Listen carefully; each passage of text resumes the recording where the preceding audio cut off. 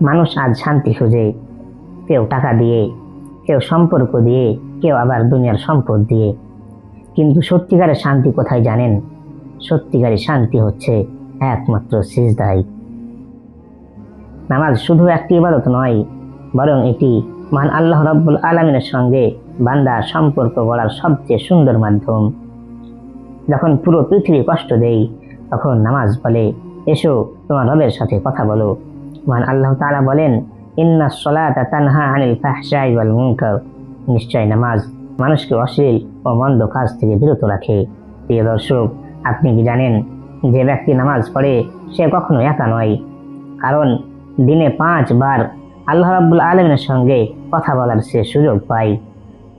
কিন্তু মহান আল্লাহ রাব্বুল আলামিন আমাদেরকে দিনে প্রতিদিন 5 বার করে ডাকছেন, আমরা কয়বার রিপ্লাই দিচ্ছি? মনে রাখবেন, কিয়ামতের দিনে সর্বপ্রথম নামাজ সম্পর্কে হিসাব নেওয়া হবে। এক ওয়াক্ত হলেও আজই শুরু করুন, কারণ আল্লাহর দিকে ফিরে যেতে সময় লাগে না।